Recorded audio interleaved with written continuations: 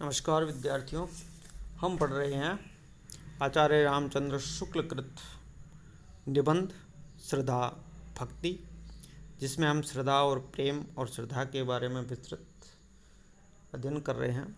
आचार्य रामचंद्र की जो भाव और बुद्धि के जो समन्वय किया गया है, इसमें विचार प्रधान निबंध सूत्रात्मक शैली में उसका हम अध्ययन कर रहे हैं। यहाँ पर श्रद्धा भक्ति निबंध में आचार्य रामचंद्र शुक्ल यहाँ पर प्रेम और श्रद्धा में अंतर स्पष्ट कर रहे हैं। प्रेम का कारण बहुत कुछ अनिर्दिष्ट और अज्ञात होता है, पर श्रद्धा का कारण निर्दिष्ट और ज्ञात होता है। हमने प्रेम और श्रद्धा के अंतर पिछले वीडियो में भी देखे थे। वो क्रमशः आगे बढ़ते हैं। कहते हैं कि प्रेम का कारण अज्ञात होता है, पर श्रद्धा का कारण ज्ञात। कभी कभी केवल एक साथ रहते रहते दो प्राणियों में यह भाव, कहने का तात्पर्य है प्रेम भाव, उत्पन्न होता है कि वे बराबर साथ रहें, उसका साथ कभी न छूटे। प्रेमी प्रिय के संपूर्ण जीवन क्रम से सतत साक्षात्कार का अभिलाषी होता है। वह हमेशा चाहता है कि वो उसके साथ रहे। वह उसका उठना बैठना, घूमना फिरना, सोना खाना पीना सब कुछ देखना चाहता है। यह प्रेमी है। संसार में बहुत से लोग उठते बैठते चलते फिरते हैं, पर सबका उठना बैठना चलना फिरना उसको वैसा अच्छा नहीं लगता। प्रेमी प्रिय के जीवन के अपने जीवन से मिलाकर एक निराला मिश्रण तैयार करना चाहता है। वह दो से एक करना चाहता है। सारांश यह है कि श्रद्धा में दृष्टि पहले कर्मों पर से होती हुई श्रद्धेय तक पहुँचती है और प्रीति में प्रिय पर से होती हुई उसके कर्मों आदि पर जाती है। श्रद्धा में दृष्टि पहले उसके कर्मों से होती हुई श्रद्धेय तक पहुँचती है, यानी पहले कर्म होता है। कर्म की वजह से हम किसी पर श्रद्धा रखते हैं। अच्छे कर्मों की वजह से हम श्रद्धेय तक पहुँचते हैं। लेकिन प्रेम में पहले दृष्टि प्रिय पर होती है, फिर उसके कर्मों पर आती है। ये महत्वपूर्ण अंतर श्रद्धा और प्रेम में है। एक व्यक्ति को कर्मों द्वारा मनोहरता या सुंदरता प्राप्त होती है, दूसरी में कर्मों को व्यक्ति द्वारा। एक में कर्म प्रधान है और दूसरे में भक्ति। यहाँ श्रद्धा के लिए कर्म आवश्यक है और प्रेम के लिए व्यक्ति। चिंतामणि बाग प्रथम में यह श्रद्धा भक्ति निबंध संग्रहित है। ऐसे ही कई निबंध मनोविकार संबंधी मनोवैज्ञानिक निबंध शुक्ल जी ने लिखे हैं। आगे वो श्रद्धा और प्रेम के बारे में बताते हैं। किसी के रूप को स्वयं देखकर हम तुरंत मोहित होकर उससे प्रेम कर सकते हैं, पर उसके रूप की प्रशंसा किसी दूसरे से सुनकर चट हमारा प्रेम नहीं उमड़ पड़ेगा। हम देखेंगे तब प्रेम उमड़ पड़ेगा। कुछ काल तक हमारा भाव लोभ के रूप में रहेगा, पीछे वो प्रेम में परिणत हो सकता है। किसी सुनेंगे, हो सकता है ऐसा लोभ रहे। बात यह है कि प्रेम एकमात्र अपने ही अनुभव पर निर्भर करता रहता है, पर श्रद्धा अपनी सामाजिक विशेषता के कारण दूसरों के अनुभव पर भी जगती है। प्रेम स्वयं के अनुभव पर निर्भर है, श्रद्धा सामाजिक भाव है, दूसरों के अनुभव पर से जगती है। रूप की भावना का बहुत कुछ संबंध व्यक्तिगत रुचि से होता है। अतः किसी के रूप और हमारे बीच यदि तीसरा व्यक्ति आया तो इस व्यापार में सामाजिकता आ गई, क्योंकि हमें उस समय यह ध्यान हुआ कि उस रूप से एक तीसरे व्यक्ति को आनंद या सुख मिला और हमें भी मिल सकता है। तीसरा व्यक्ति प्रेम में अच्छा नहीं है, श्रद्धा में जरूरी है। श्रद्धा एक सामाजिक भाव है। इससे अपनी श्रद्धा के बदले में हम श्रद्धेय से अपने लिए कोई बात नहीं चाहते। श्रद्धा एक सामाजिक भाव है। हम श्रद्धेय से कुछ नहीं चाहते। श्रद्धा धारण करते हुए हम अपने को समाज में समझते हैं, जिसके किसी अंश पर चाहे हम व्यष्टि रूप में उसके अंतर्गत न भी हो, जानबूझकर उसने कोई शुभ प्रभाव डाला। श्रद्धा स्वयं ऐसे कर्मों के प्रतिकार में होती है जिनका शुभ प्रभाव अकेले हम पर नहीं बल्कि सारे मनुष्य समाज पर पड़ सकता है।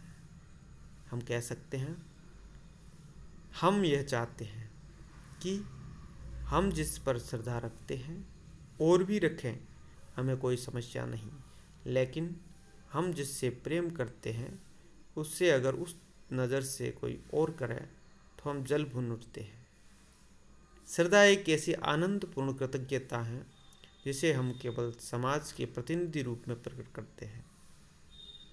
आनंदपूर्ण कृतज्ञता है और हम समाज में वो प्रकट करते हैं।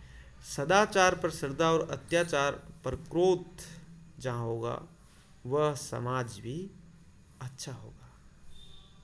सदाचार पर श्रद्धा, सदाचार पर श्रद्धा और अत्याचार पर क्रोध या घृणा प्रकट करने के लिए समाज के प्रत्येक व्यक्ति को प्रतिनिधित्व प्रदान कर रखा है। हमेशा यह होना चाहिए। यह काम उसने इतना भारी समझा है कि उसका भार सारे मनुष्यों को बांट दिया है। 2-4 मानवीय लोगों के ही सिर पर नहीं छोड़ रखा है। जिस समाज में सदाचार पर श्रद्धा और अत्याचार पर क्रोध प्रकट करने के लिए जितने ही अधिक लोग तत्पर पाए जाएंगे, उतना ही वह समाज जागृत समझा जाएगा। जागृत समाज वो होगा जहाँ पर सदाचार पर श्रद्धा होगी और अत्याचार पर क्रोध होगा। अच्छे कर्मों के लिए श्रद्धा होगी, परोपकार, जीवन मूल्य जो है, नैतिक मूल्य है, उन मूल्यों के लिए जो जिनका साथ दे रहा है, जो निभा रहा है, उस पर श्रद्धा होगी। और बुरे कर्म है, अत्याचार है, उस पर क्रोध। जितने ही जिस समाज में यह लोग सदाचार पर श्रद्धा करने वाले ज़्यादा होंगे, वह उतना ही समाज जागृत समझा जाएगा। श्रद्धा की सामाजिक विशेषता एक इसी बात से समझ लीजिए कि जिस पर हम श्रद्धा रखते हैं उस पर चाहते हैं कि और लोग भी श्रद्धा रखें। यह भी सामाजिकता है इसकी।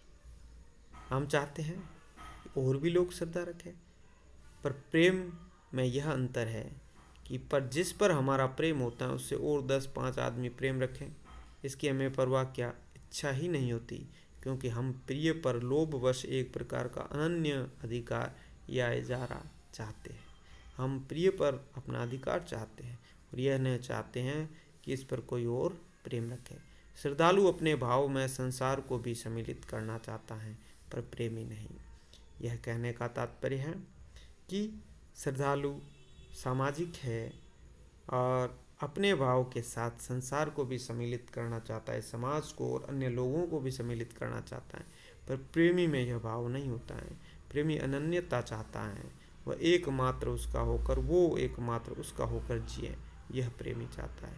लेकिन श्रद्धालु चाहता है कि जिस पर वो श्रद्धा रखता है उससे और जुड़ें, उस पर और श्रद्धा रखें। इसमें आचार्य रामचंद्र शुक्ल जो है इस निबंध में विस्तृत रूप से प्रेम और श्रद्धा में अंतर बता रहे हैं। आगे आगे हम इस आपकी पाठ्य पुस्तक है चेतना का संस्कार, इसमें यह निबंध शामिल किया गया है और यह पुस्तक आप ले आ सकते हो। डॉक्टर विश्वनाथ प्रसाद तिवारी इसके और सदानंद गुप्त इसके संपादक हैं और इसमें इन्होंने श्रद्धा और भक्ति के बारे में, जो भक्ति की बात है वो आगे आएगी, विस्तृत रूप से चर्चा की है विचार प्रदान निबंध में। यह जो है इसके भाषा वो खड़ी बोली हिंदी है, जो कला पक्ष हम कहते हैं या शिल्प पक्ष या अभिव्यक्ति पक्ष की बात आती है। भाषा तत्सम प्रदान है, सूत्रात्मक शैली है और फिर इसमें विवेचनात्मक और तुलनात्मक लिखा गया है। इसका जो भाषा शैली है बड़ी सुंदर है, सहज है, प्रांजल है। अपने निबंधों में इन्होंने मनोवैज्ञानिकता के साथ बात की है, तर्क के साथ बात की है और अपने ही सूत्रों को आगे विभिन्न उदाहरण देकर के स्पष्ट करते चले हैं। इसके अलावा भी इन्होंने मनोविकार संबंधी निबंध, जो चिंतामणि बाग फेस्ट एक निबंधों का संग्रह है जिसमें 17 निबंध संग्रह निबंध इनके हैं, उसमें शामिल लगभग 10-11 निबंध जो है वह मनोविकार संबंधित है, जिसमें भय, क्रोध, श्रद्धा, भक्ति इस प्रकार के मनोविकार निबंध हैं। तो इस प्रकार आज हम इतना ही पढ़ेंगे। अगला भाग जो है अगले वीडियो में देखेंगे। धन्यवाद।